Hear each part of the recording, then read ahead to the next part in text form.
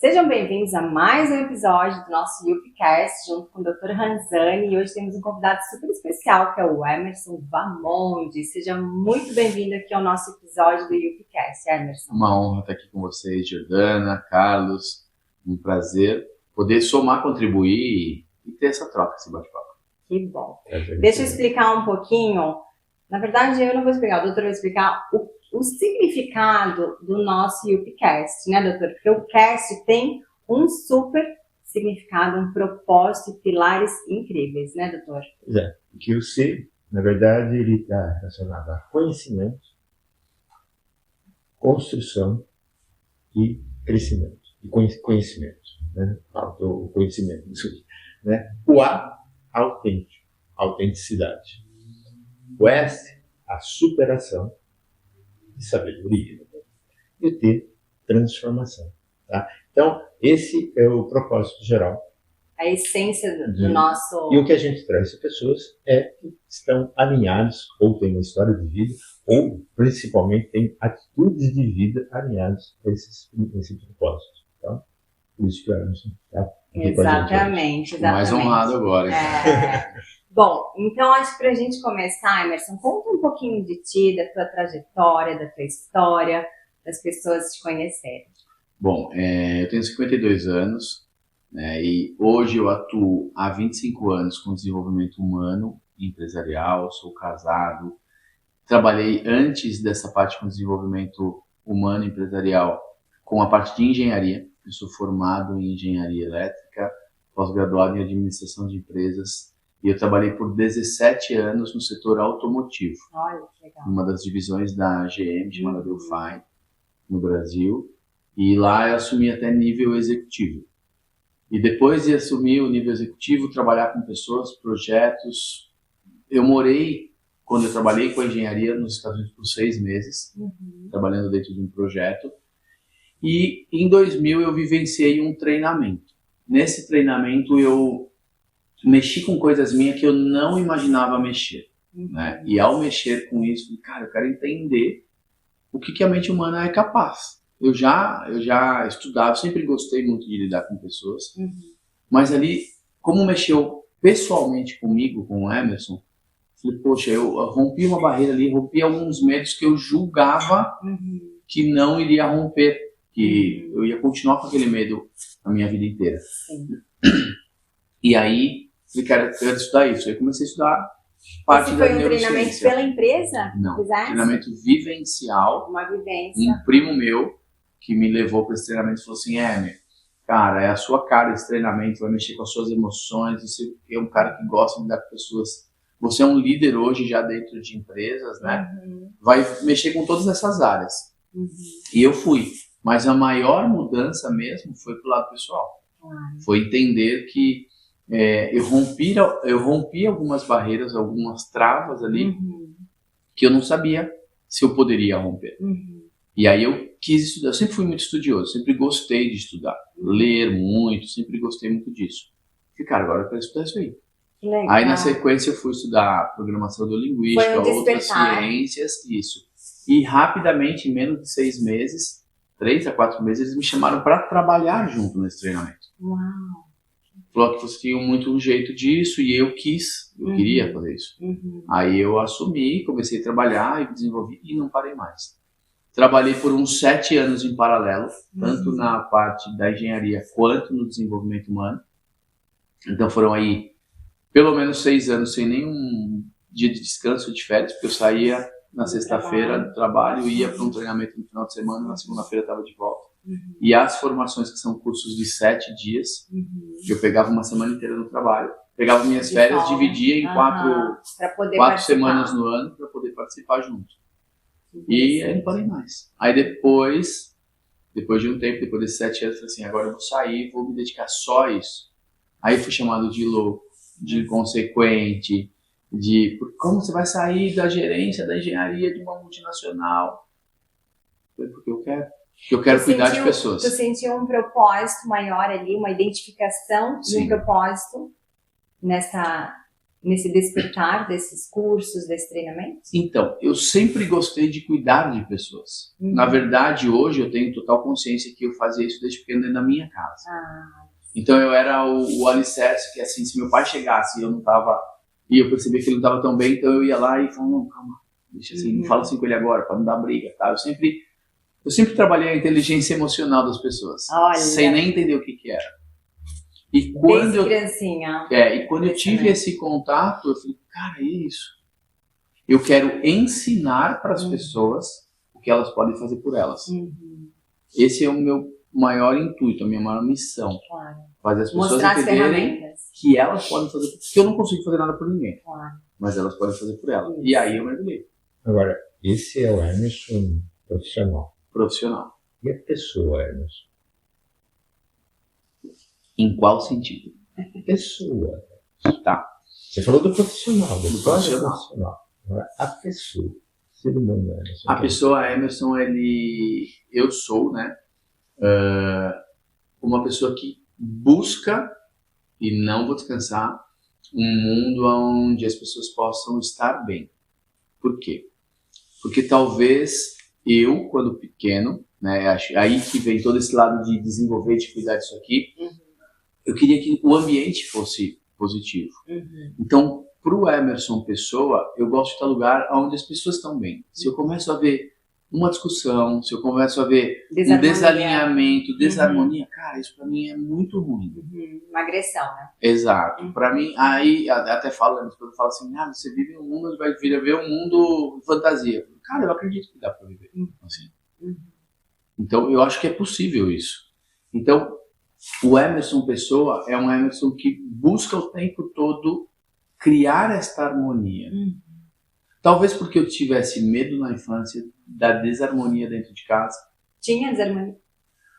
Em alguns momentos, sim. Meu pai sempre foi motorista de caminhão, uma educação mais firme, mais dura. E quando as coisas... Nós passamos por um momento, principalmente quando nasceu meu irmão. Meu irmão é 12 anos mais novo do que eu. Eu tenho uma irmã 2 anos mais nova do que eu e tenho um irmão 12 anos, temporão. E essa foi uma época muito difícil na nossa vida, financeiramente, inclusive. E nesta época tinha desarmonia, porque meu pai chegava nervoso, as coisas não rendiam, ele tentou fazer outros tipos de trabalho e acabou não acontecendo. E essa desarmonia, né, ela existiu em alguns momentos e eram suficientes para eu falar, cara, eu não quero isso. E eu me sentia sem... Nunca ninguém passou... Isso e nem repetir, né? Não. E nunca ninguém passou para mim. Na verdade, eu comprei essa responsabilidade. Né? Então, o Emerson Pessoa cara, eu quero cuidar. Eu quero ser esse alicerce, eu quero fazer tudo isso acontecer, gerar essa mudança. Mas muito frequentemente, em situações como essa, a pessoa se sente doente. E por isso que muitas vezes entra até num processo de vítima. Sim. Né? Porque aquilo, de uma certa forma, não só desestabiliza, agride.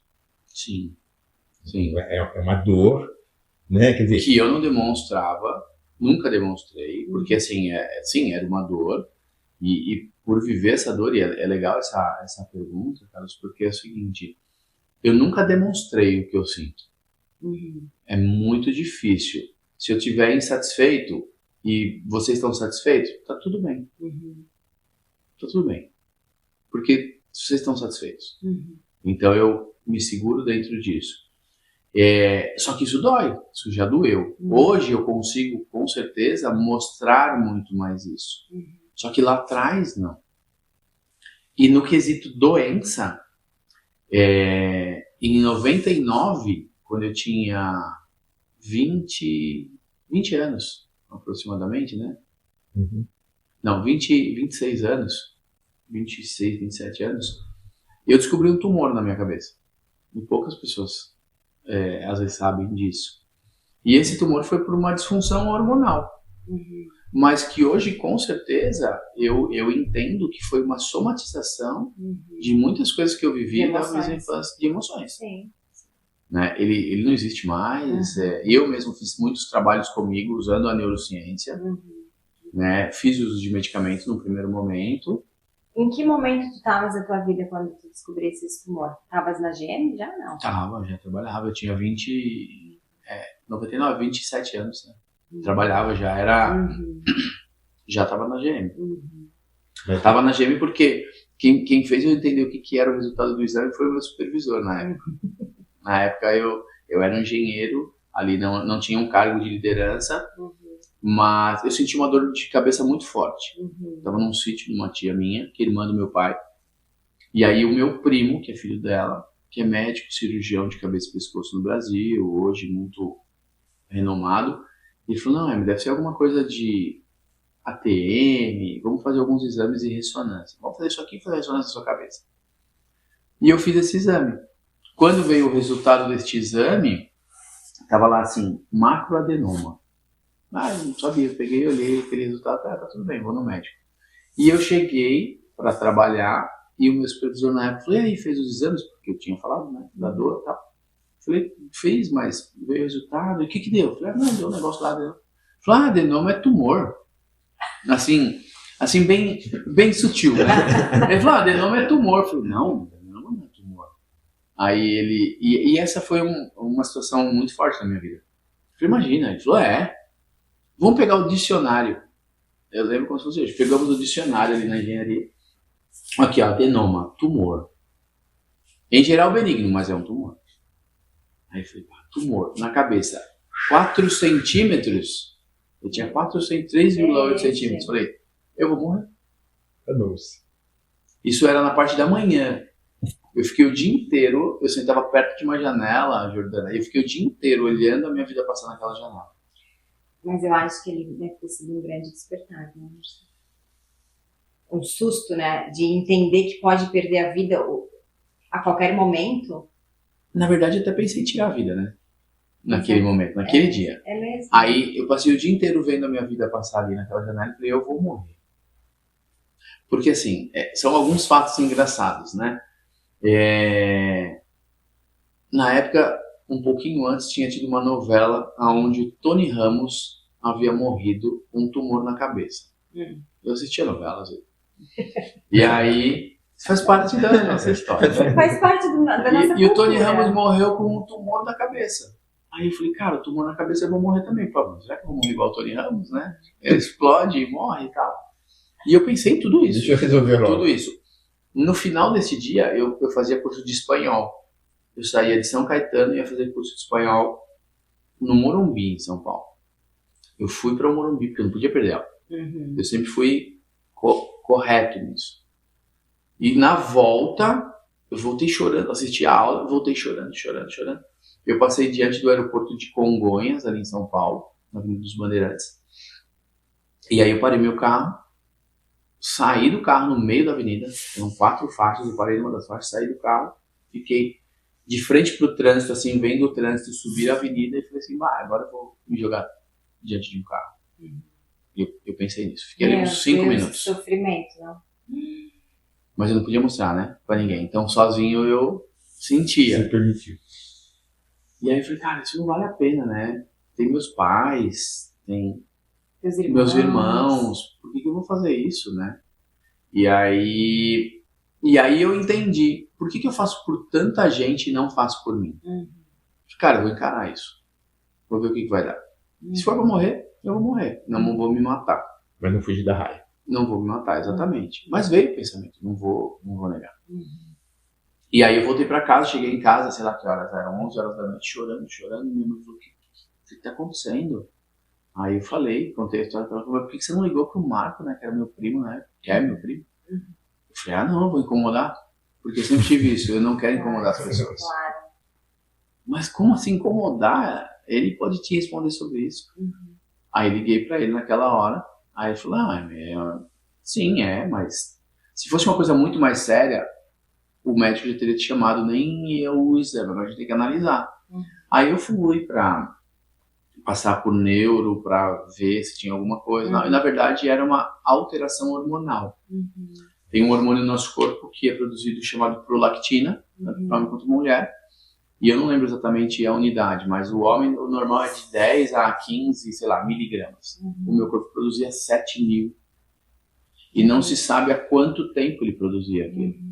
Então, o que aconteceu? Em volta da hipófise, ele foi criando células e ela virou uma bolinha ali. E aí, com uma medicação na época, tinha que tomar todos os dias. Mas e aí não chegou a operar? Não, não precisou. E aí ele já botou o hormônio no lugar e foi regredindo. Aí eu já conhecia de programação neurolinguística. E aí eu comecei a fazer alguns exercícios comigo. Então eu fui espaçando o medicamento e fazendo exercícios com a minha mente. E é óbvio, fazendo acompanhamento com um médico, com os exames que eu fazia a cada 3 meses. E aí eu falei assim, ó, tá reagindo rápido. E ele regrediu e sumiu. Olha. E tá tomando remédio? Sim. Tomando remédio, É controle de medida e fazendo técnicas de programação neurolinguística comigo. Então, isso explica um pouco da minha loucura, né? Parte até você diminui. A outra... Não, isso explica muito sobre a decisão que tu tomasse nessa virada de vida, nessa transformação que tu tivesse na tua vida, porque tu vivenciasse algo muito forte, experimentasse algo muito forte contigo, e tu visse que era capaz de transformar e de sair dessa e de realmente superar, né? Porque eu acredito muito que a gente consegue ajudar os outros, principalmente se nós já vivenciamos algumas coisas. Claro, com certeza. Porque falar em cima de teoria é muito simples. Exatamente. E infelizmente hoje eu posso falar. Porque hoje eu treino grandes players no Brasil e no mundo, eu preparo eles, eu já fiz mentorias e consultorias com eles, e tem muita gente que fala de conteúdo sem nem sequer conhecer e muito menos ter vivido. Exatamente. E promete transformações como sendo responsável pela transformação do outro. Isso não existe. Não existe. Agora, eu posso falar o seguinte, eu preparo as pessoas para que elas façam as mudanças nela.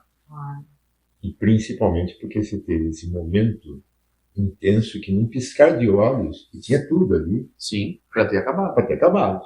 Quer dizer, a esse nível de vivência, de conhecimento, de força pessoal, de energia, é super...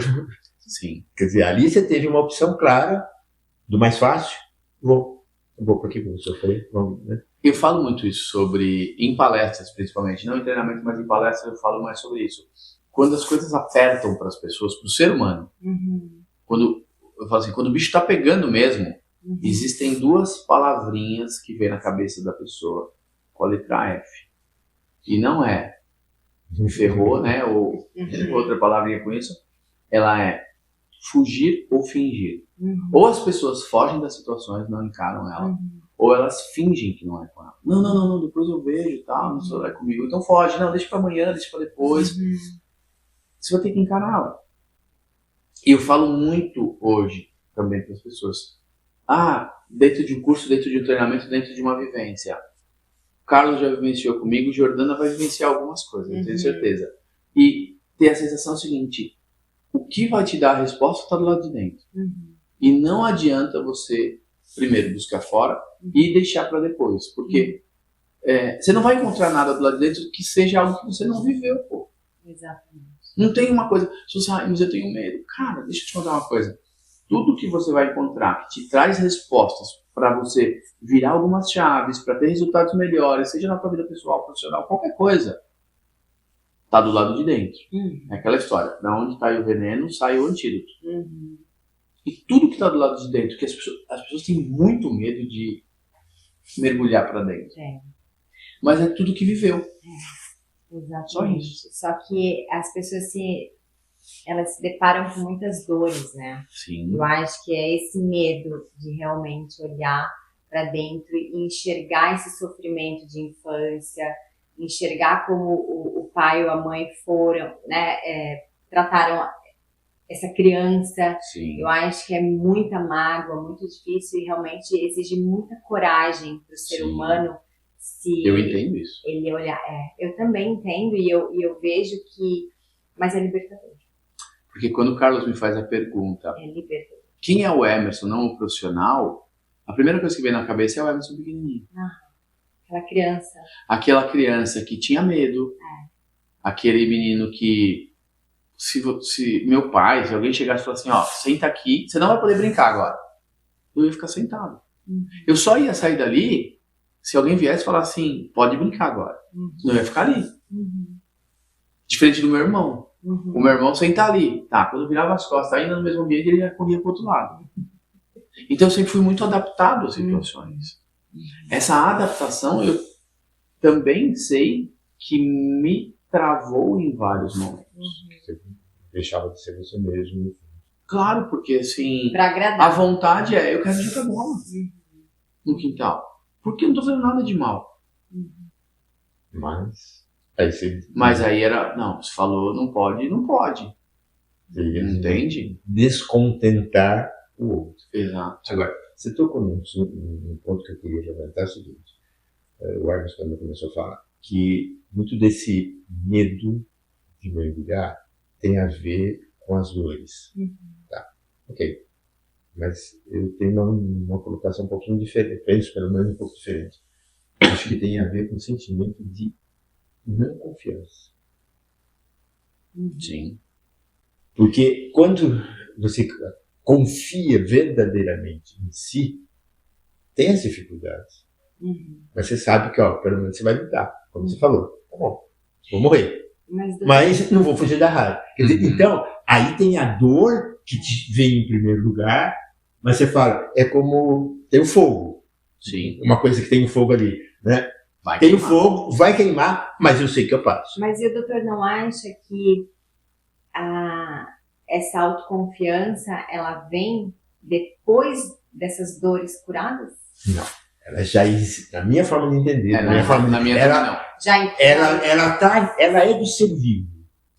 Só que vão acontecendo algumas coisas que você vai desconfiando, desacreditando. E aí você vai se perdendo. Quer dizer, é como se, agora falando, você vem com a luz.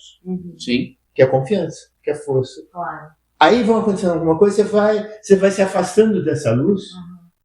E aí a dor te mexe mais ainda, e você vai... Aí quando você tem que voltar, lógico, a primeira coisa que você vai encontrar é as dificuldades, as dores que você já viveu. Os desafios, as dores. Né? E aí, então, para mim, tem muito a ver com essa descrença do seu próprio ser, da sua própria confiança, da sua própria luz interior. Com certeza. E aí você... Sim.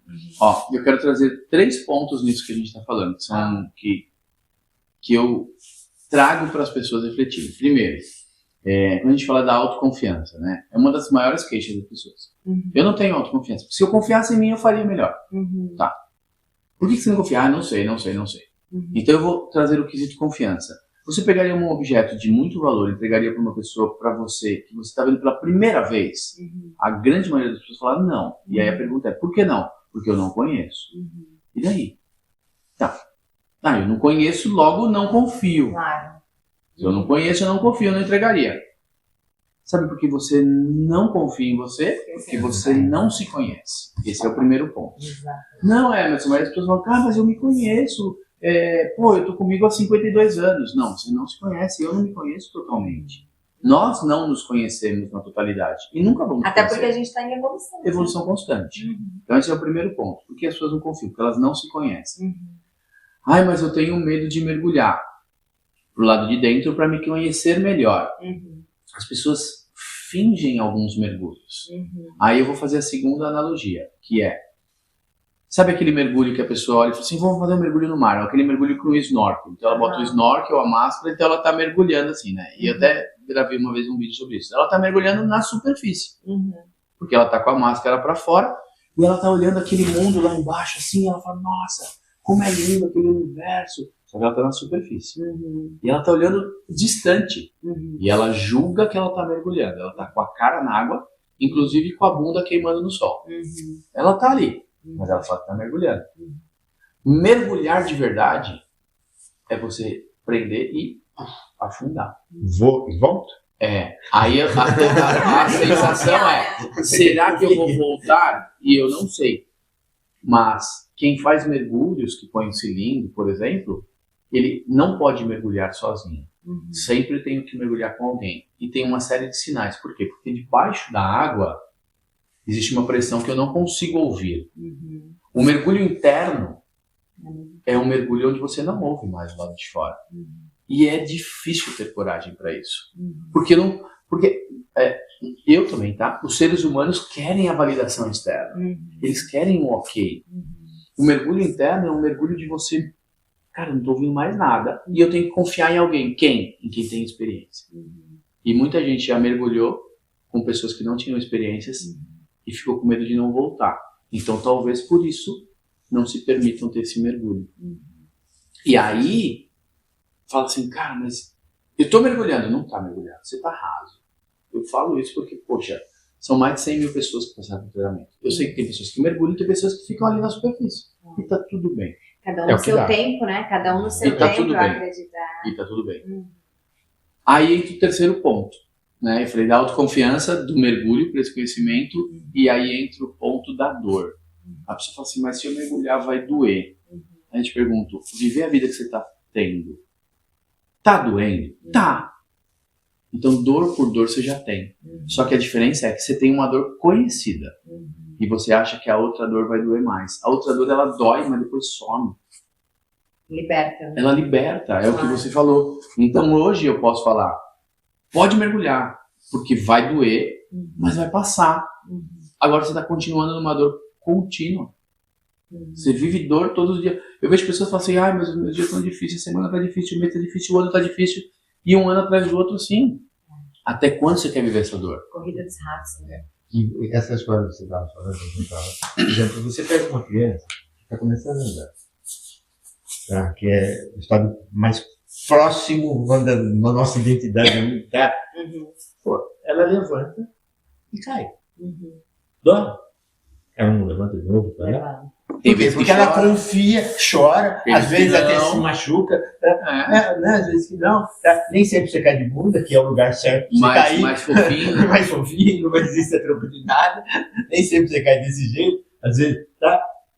E ela vai. Por quê? Porque ela ainda está num estágio mais alma, mais força, né, do interior, que ela é confiança pura. Sim. Ela confia no ser. Sim. E ela não está tão preocupada com a opinião. Não, ela nem enxerga. Não está preocupada com a validação. Não está nem aí. Não, nem enxerga ainda. Agora tem pessoas que a hora que ameaça levantar, fala. Mas chega um momento dessa criança, exatamente, mas chega um momento que ela já trava observando as reações. Então, mas acho que vai justamente... Se a reação foi boa, ela continua. Se a reação foi ruim, ela trava. Exato. E aí, né? E é aquela história, né? Você começa a perceber o outro e ficar dando, às vezes, mais visão, mais importância para o outro em si. E aí você vai se desligando um pouco de si, né? Ou vai para um outro extremo de confiar tanto em si, não dá bola para o mundo. A ponto de não ter muita noção. Vai para um outro lado, né? Então, são esses... Quer dizer, e depois que você começa o percurso, até você chegar no ponto. Não, isso dá muita diferença. E aí eu vou trazer também... Desculpa, tá? Vocês estão falando, eu tô vindo outras coisas. Vem. Não tem que desculpa. É uma pessoa que eu conheci, que eu admiro, e que eu cheguei a fazer um trabalho junto, inclusive, um escritor hoje, e um cara que entende profundamente da mente humana, chamado Jacob Petrie. Ele é um brasileiro, hoje ele mora nos Estados Unidos, e um escritor. Tem alguns livros dele que eu já li, né? O que mais me gerou impacto é um que chama-se O Óbvio que Ignoramos, né? E tem um conceito dele que ele fala o seguinte: desde pequeno, essa criancinha que começa a levantar, cai, senta, machuca, levanta e continua andando, ela começa a perceber o que está acontecendo ao redor. Então ela faz alguma coisa onde os pais, os tios, os avós, sei lá quem, não gostam. Então ela olha e percebe, porque nós vamos criando essa percepção. Claro. Isso aqui não gostaram. Olhar, a energia que vai tolhendo, né? Isso aqui não gostaram. Tá, mas eu quero fazer isso. Ah, mas não gostaram. Tá, mas eu quero fazer isso. Ah, mas não gostaram.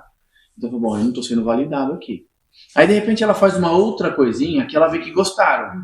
Só que não é o que ela mais gosta. Mas ela fala, já que gostaram, deixa eu fazer assim. Aí ele traz esse conceito, né? Esse conceito é dele, que nós, seres humanos, vamos criando falsos eus. Tá? O que são esses falsos eus? São os eus que eu crio para agradar ao outro, para ser validado pelo outro. Ser aceito. E a hora que eu crio o falso eu, o que acontece? O meu eu de verdade está aqui, eu vou me afastando da minha essência. Exato. Porque a minha essência é, cara, eu quero ir, como eu falei, jogar bola. Eu quero falar uma besteira, se rir, se não rir, tá tudo bem. Esse sou eu. Perde a autenticidade. Entendeu? E aí hoje, aí eu trago o conceito para o que eu faço. As pessoas falam, mas eu fui no treinamento, eu fiz mudanças. Mas você fez mudança na sua essência ou você fez a mudança no teu falso eu? Porque as pessoas fazem mudança, mas ela faz naquele eu que está feito para agradar o outro. Exato. E aí não reflete nele de verdade, no núcleo, na essência. Então, qual que é um dos pontos importantes? Poxa, e por isso que eu falei da pergunta do Carlos, quem é você de verdade? Não um profissional, não isso. O que dói ali? O que você mostra e o que você não mostra? Porque todos nós temos coisas que não mostramos, tá? Com certeza. Todos nós. Sem nenhum necessário. E você estava falando dessa forma da criança, né? A gente vai desenvolver o racional lá 5, 6, 7 anos, dependendo de cada situação. Antes disso, você acha que existe o que nesse ser? Nada. Ou nada. Não, ali existe nada. Sim, não. Mas não do racional. Sim, mas é tudo sensitivo. Sensações. É sensações, é sentimento. Eu vou montando tudo. Quer dizer, é isso que realmente tá, por isso que aquilo que eu tenho dito é a força maior do indivíduo. Que depois, quando vem chegando a razão, que teoricamente, da minha forma, ajudaria a agregar e ela vai e a que o Jacob fala muito nisso também, ela vai, que é o mental, ela vai sufocando e cada vez mais Sim. Tá? Mas o que a gente é em essência, em primeiro lugar, né, é um ser que cai aqui de paraquedas. Como que você acha que ele vai entender? E por isso, né, Carlos, o senhor passou comigo já dentro da formação, e eu falo assim, quer fazer a mudança? Tenha uma certeza. A origem de todos os pontos está dos 7 anos para trás. Porque é nessa fase. Não, mas isso acontece. Podem ser situações traumáticas que aconteceram na tua vida, na sua vida adulta. É ali na formação, claro. Né? Mas na sua formação ali, nosso sistema de crenças, de tudo, que é só o sentir e ver o que serve e o que não serve, ele é do 0 aos 7 anos. Claro. É a programação, né? E uma coisa que eu dentro desse, fui entendendo também, né? Eu tive uma raiz, quando fui de formação psicanalítica, que você vai lá atrás descobrir coisas. Gente, não vai atrás descobrir, não. Tá aqui. Tá aí. Tá aqui com você agora. Exato. Não importa onde aconteceu. Mas eu preciso entender. Tá tudo aqui para você mudar. Você mudou hoje. E mudou assim, né? Sim. A tua essência, a tua profundeza, a sua emoção mesmo, tá? Você muda os restantes. Você, né, hoje muito pessoal fala de ressignificar, né, de ressignificado. Eu acho que é algo muito mais além do que isso. Acho que é o contrário. É você entender o verdadeiro significado que se acabou. O mundo, a vida foi deturpando. Sim. Claro. Né? Sim. Se modificando, né? Se moldando ao que a sociedade aprova.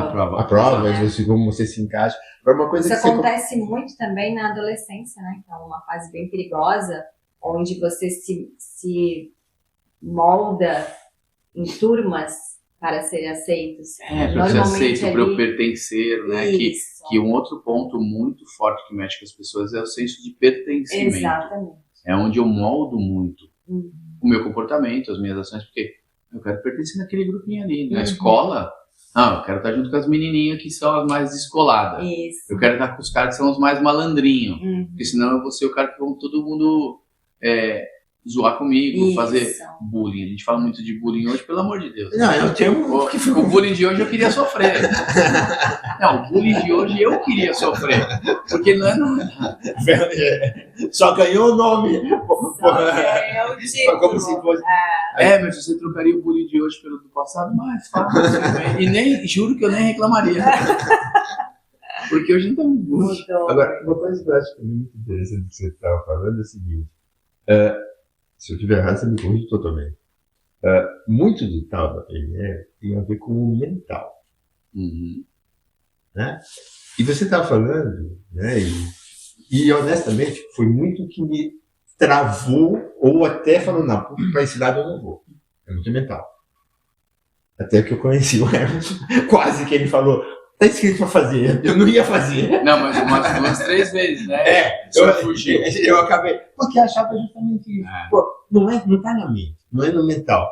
E interessante você ouvir uma pessoa que tem uma formação e trabalha com o QML, que em teoria é mental, mudando o quê? A essência da pessoa. Sim, porque eu também não acho que tudo é mental. Né? O senhor me conhece hoje e entende isso. A programação neurolinguística, a ciência, ela tem um olhar sobre isso. Só que eu, Emerson, e isso eu ouço muito, tá? Cara, é muito diferente fazer alguma coisa quando você está fazendo. Um curso e tal. Você pega um conteúdo técnico e você deixa de uma maneira simples. Por quê? Porque não é só isso. Né? O Carlos vivenciou e ele entende. E eu lembro muito do Carlos, ele falou assim, cara, não é possível isso. Não é possível que você está falando isso e isso aqui vai gerar esse resultado. Agora faz sentido para mim em outras coisas. Por quê? Porque nós temos o lado mental. Sim, todo mundo tem. Mas por trás dele tem muitas outras coisas que não é a história do ressignificar é o metiolato, né? Ele resolve ali e arde, né? Porque não é também um medicamento que nem de hoje. É aquele que ardia mesmo, que quando você passava no meu remédio, só de falar que ia passar já melhorava. Não, já passou, já cicatrizou. Então, este lado mental, ele tem esse remédio. Mas aonde foi que eu machuquei? Na causa, né? Aonde foi o significado? Ressignificar é outra coisa. Qual é o significado? O que estava envolvido? Qual é a sensação? Qual é a emoção que está envolvida? Tanto que 80% a gente trabalha em cima das sensações, de emoções. É ali que a gente mexe. É ali que a gente acha aqueles buraquinhos que estão mais escondidos. E ali a gente fala assim, bom, é aqui. Porque a sensação traz tudo. E o mental é o racional de uma coisa que eu senti.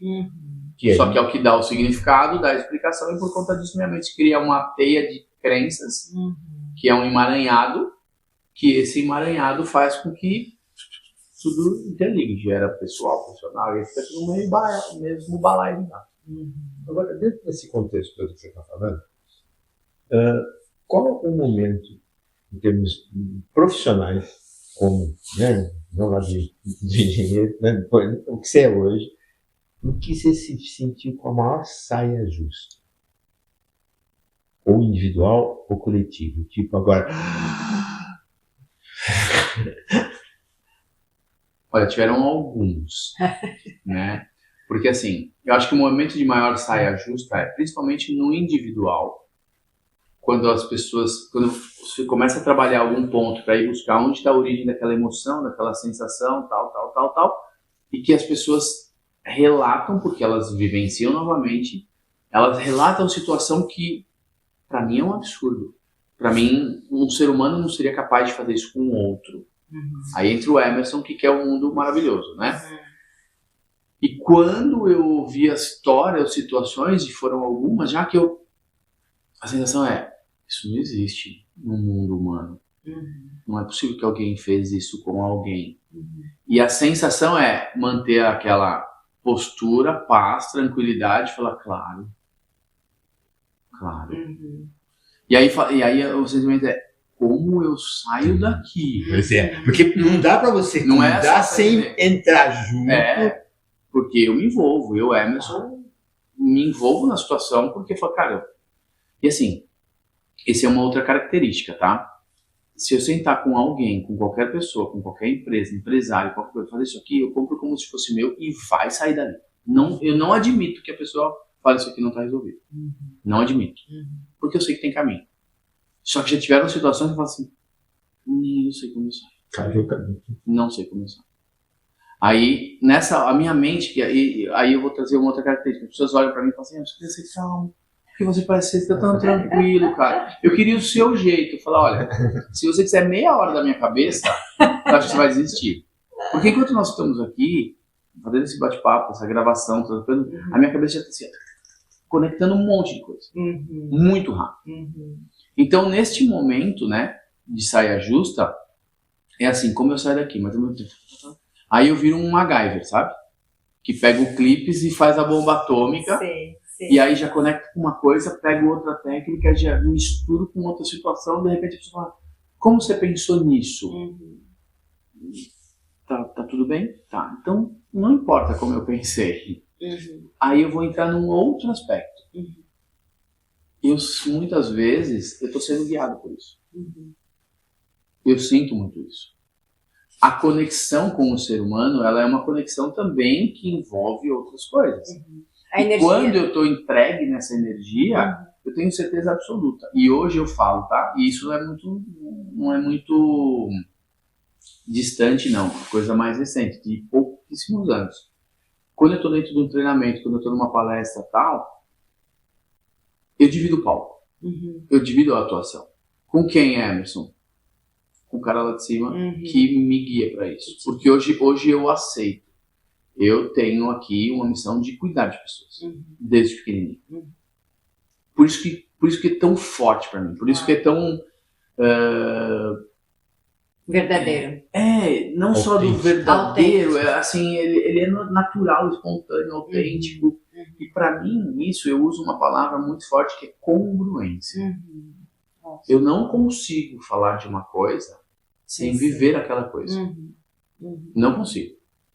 Então, na hora que eu tô ali numa situação como essa, que eu junto todas essas ferramentas e faço acontecer, a sensação é, cara, eu vou sair daqui. Como? Não sei. Vou levar junto. Mas eu vou sair, vou tirar essa pessoa junto comigo. E eu sou guiado por Deus ali, com certeza absoluta, dentro disso, de falar, filho, você tá aqui, vou tirar essa pessoa dessa situação na vida dela. Deixa comigo. Que eu vou te usar. Efetivamente, estamos juntos. Exatamente. Essa foi a expressão. A sensação, porque já aconteceram algumas vezes, tá? Que eu somo, como eu falei, ferramentas, coisas, técnicas, digo coisas que eu falo assim... Da onde eu conheço isso? Da onde veio? E que servem pra mim, inclusive. Claro. Tá? Eu falo, nossa, essa foi da hora. Já aconteceram. E eu falo assim, Gostei. que da hora isso. Da onde arrumei E aí eu falo assim, nossa, que da hora, você Então, já tiveram algumas, assim. Teve alguma situação que você não conseguiu ajudar? Não me lembro. Dificilmente. Mas é justamente Dificilmente. Então, e é nesses momentos em que você entendeu que, vamos dizer assim, mais do que entendeu, sentiu o que é o divino. Sim.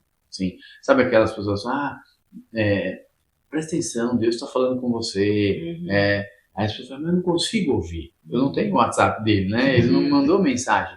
Cara, nessa hora eu ouço perfeitamente. E eu não entendia isso, tá? Eu, Emerson... Você já tinha ouvido falar, tinha conceitos... E eu às vezes falo assim, mas às vezes ele não fala comigo. Eu entendo isso como os callings, né? Como os chamados, né? E isso realmente só com muita conexão. Aqui, ó. É abrir. Porque assim, aí falando de mim, quando eu entro, nós estamos gravando aqui. Eu não tenho nenhum receio de nada. Pode falar do que for. Porque assim, tipo, eu sou uma pessoa que posso falar de qualquer coisa. Tem as minhas coisas, aquelas falam, como todos nós, assim, porque a gente nem abre para o mundo. Mas pode me perguntar que eu vou trazer isso. Eu não tenho nenhum receio. Quando eu estou num treinamento, quando eu estou numa palestra e eu entro, claro, tem a emoção. Mas a hora que eu estou ali, cara, coração e mente aberta, conectados, tá? Que para mim é muito importante a conexão do meu coração com a minha mente, do que eu estou fazendo, e o que eu ouço das pessoas. Cara, o negócio flui que a gente nem vê passar. Como funciona? Você vai dizer isso? Não sei explicar. E o flow, não é? Não sei, é um estado de flow. Mas aí vem uma outra questão que provavelmente você já ouviu, né? Só para ajudar a trazer. Você tem um preparo para isso? Antes de entrar numa sessão, um palco, coisa assim. Um ritual? Porque é muito a visão que a grande maioria tem, e às vezes valoriza o ritual, o método. Muito isso. Oi? Mas tu estás muito centrado, né? Antes Sim. de muito centrado, concentrado naquilo que estás fazendo. Então, acho que esse pode ser um ritual. Na verdade, quando eu estou num ambiente onde eu vou fazer qualquer tipo de trabalho, seja um treinamento, de novo, seja uma palestra, seja num evento onde vão ter vários palestrantes, eu estou ali, eu estou vivendo aquilo. Isso, estás no presente. Talvez este seja o meu ritual. Isso, de realmente Eu se estou entregar para aqui. aquilo. Eu não estou aqui pensando que amanhã eu tenho que pagar uma conta. Não. Eu estou no evento, mas você conhece o que aquele cara está falando. Não importa, eu estou aqui, ó, vivendo. Aí eu estou vendo a reação das pessoas, eu estou vendo o que está acontecendo, eu vejo se a pessoa ficou mais apertada ali, mais saia justa. Nós estávamos num evento esses dias, o cara falou, né? A pessoa ficou meio perdida, eu já, faz tal coisa para me explica isso aqui, porque eu quero ajudar o outro. Já salvou aquela situação. Salvei uma situação, aconteceu outra, que o cara falou, cara, claro que tá aqui no meu celular, porque eu quero mostrar para ele isso aqui acontecendo. Então eu estou vivendo aqui. E isso eu sempre fiz. E com um olhar de ajuda, né? Tudo. Esse olhar.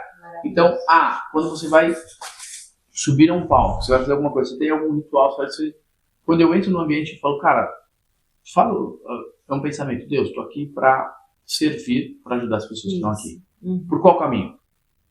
É contigo. Essa parte não é comigo. Instrumento. Então, estou aqui. Então, se esse é um ritual, ele é um ritual.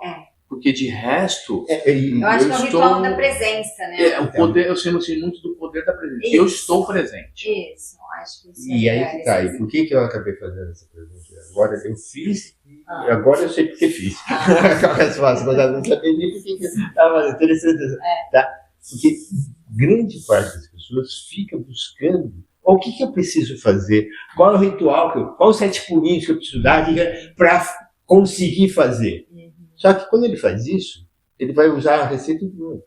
Ele vai sair dele. E é justamente... Eu achei muito interessante no evento que nós estávamos um dia desses, e alguém perguntou para ti, mas qual é a tua palestra, como é que vai ser?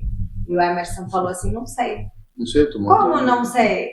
Como não sabe? Não, tô montando. O cara que descansa tem que fazer uma palestra e não sabe o que fazer. Tô entendendo. Ele falou assim, eu tô entendendo qual é a necessidade desse grupo, qual a necessidade da minha fala, onde que a minha fala vai poder realmente ajudar esse E você sabe que isso tem 2 vieses, isso né? É maravilhoso. Porque, inclusive, eu já não falo mais sobre isso para algumas pessoas. Porque já ouvi, inclusive a Giza, minha esposa, já chegou e falou assim, a gente tem que tomar cuidado, porque se você fala isso, as pessoas falam assim, que descaso. Tem algumas pessoas que podem não compreender, exatamente. Só que assim, fazer o que eu faço, para mim, o negócio fica muito maior do que se eu trouxesse algo pronto. Porque um algo pronto... É engessado. Ele talvez não encaixe para aquela realidade. Isso. Agora, eu falo, né, quando eu ensino, uma das características de pessoa de sucesso são 4. É a percepção do mundo, que a gente chama de acuidade sensorial, a flexibilidade, a responsabilidade e objetivos bem formulados. Quando eu chego para um evento, eu tenho meu objetivo. Eu vou dar uma palestra e gerar o melhor resultado para aquelas pessoas. Esse é meu objetivo. Eu tenho que usar a acuidade, tenho que saber o que está acontecendo. E qual a flexibilidade? Cara, pegar o que eu faço e falar de outro jeito. É confiar no tato. Porque assim, são 25 anos que eu estudo, são mais de 130 mil pessoas, então eu já vivi de tudo que vocês possam imaginar em situações. Tudo de verdade. Você fala, já vivi. E eu tenho certeza que vou viver outras, porque faz parte. Eu vivi a experiência nesse final de semana do rapaz contando a história dele, que eu falei assim, eu não imaginava. Isso aqui já faz parte do Emerson agora. Eu pego aquilo ali e falo, isso aqui já faz parte do Emerson, para eu falar assim, cara, você não tem que reclamar da sua vida. Você não sabe o que é usar a sua inteligência emocional para fazer tal coisa.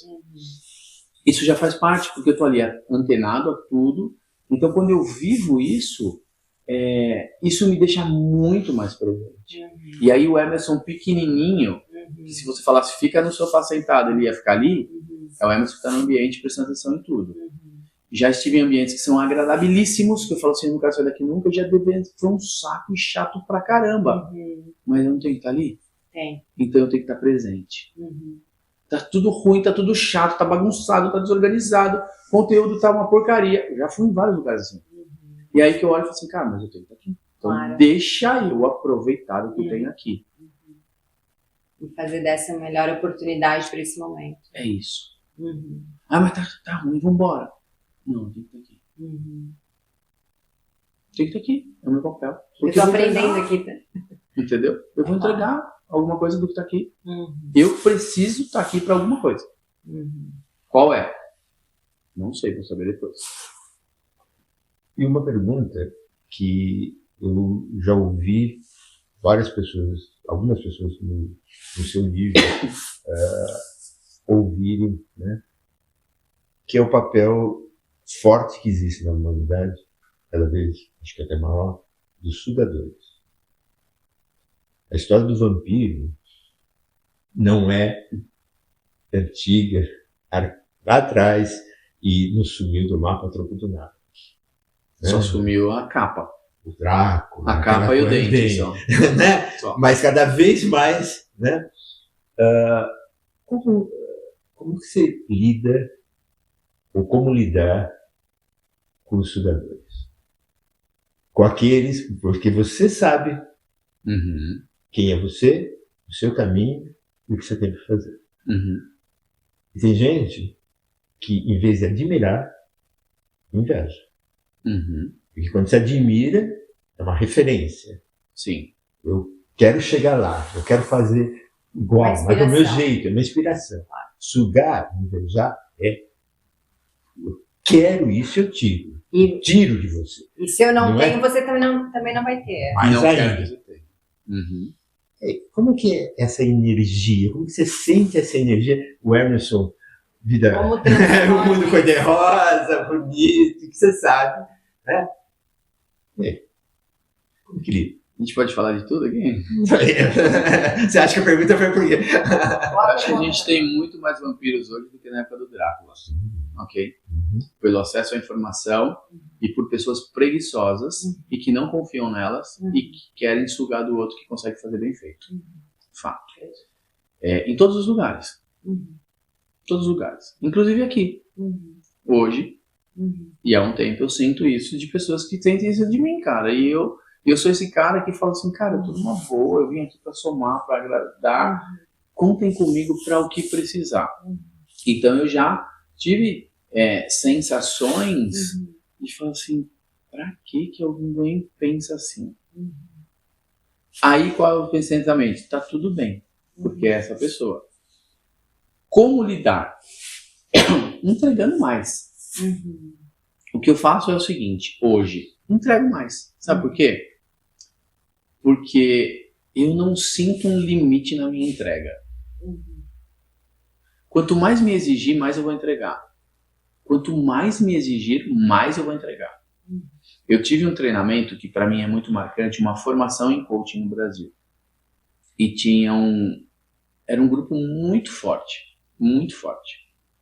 Tinha umas 30 pessoas, não era um grupo grande, umas 30 pessoas, mas tinha uns 8 ou 9 casais. E de pessoas muito inteligentes.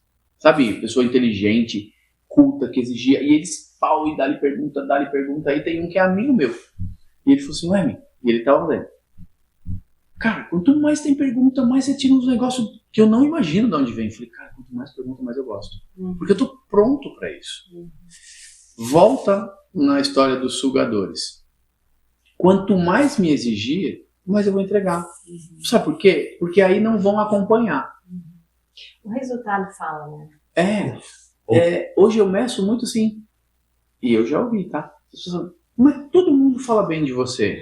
Aí eu falo assim, mas você quer que falem mal?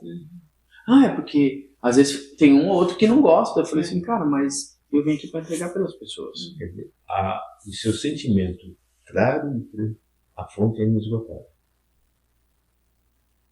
Eu acho que ela é inesgotável baseado na conexão que eu tenho lá com o cara lá de cima. Por isso que eu falei. Então, pode exigir do meu recurso, porque a hora que eu tiver naquele buraco que eu não sei como sair, eu sei que eu vou ser guiado. A fonte, Então, a fonte é inesgotável porque ela vem... Não é do conhecimento só do Emerson. Não. E as pessoas sugadoras se prendem nos conhecimentos materiais. Isso. Aí, mas eu não li um livro a mais. Desculpa. Foda-se esse livro a mais que eu não li. E eu não tenho vergonha nenhuma também, né? Como nós vimos. Cara, se me te perguntarem uma coisa que você não saiba, eu não sei. E tá tudo bem. Vou pesquisar. tá tudo bem, eu vou querer só isso, porque inclusive eu aprendo. Vamos pesquisar junto, né? Exato. Eu falo sem nenhuma vergonha.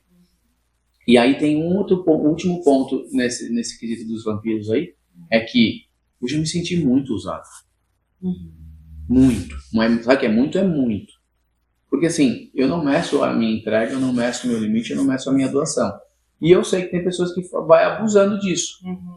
Até o ponto que eu percebo. Quando eu percebo, beleza, agora eu já sei que tá abusando. Já percebi. No começo estava tudo numa boa, agora eu já percebi. Então tá bom. Eu continuo entregando, porque eu não vou medir isso aqui. Mas a próxima pedida, não vou poder. Já se protege um pouco.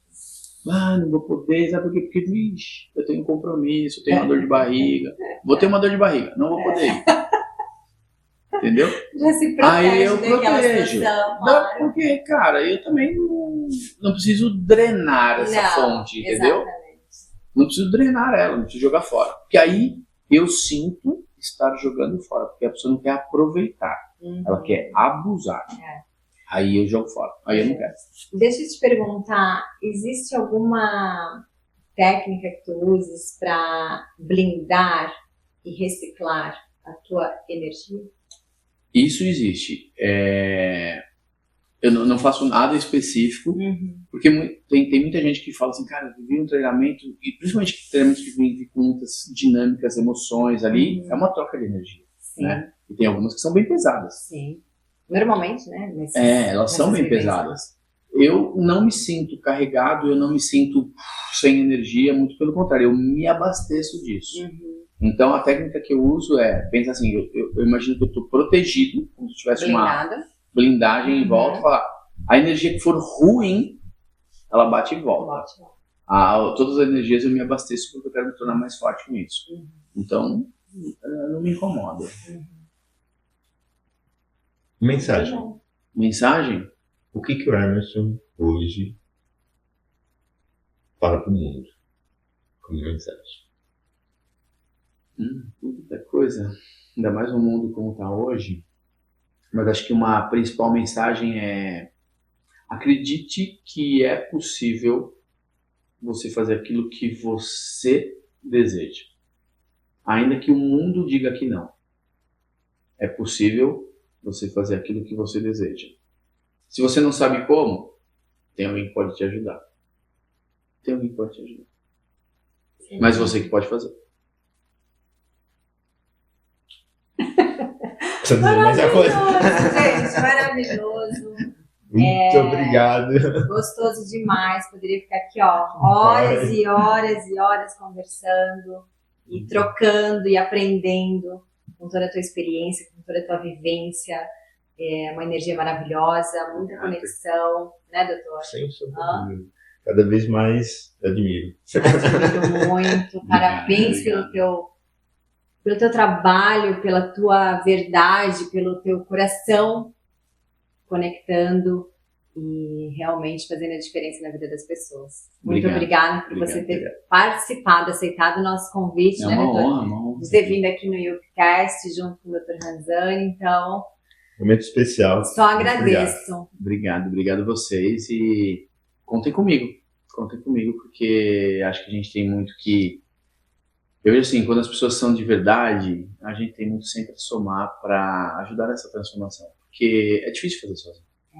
Então a gente tem que somar esforço. Tem muitas pessoas que somam esses esforços e a gente pode fazer isso. Aquela velha história, né? O meu faz a força. Faz a força. É isso aí, gente. Obrigado. Muito obrigada. Obrigado. Pessoal, um beijo para vocês. Nos vemos no próximo episódio. Tchau, tchau. Até mais.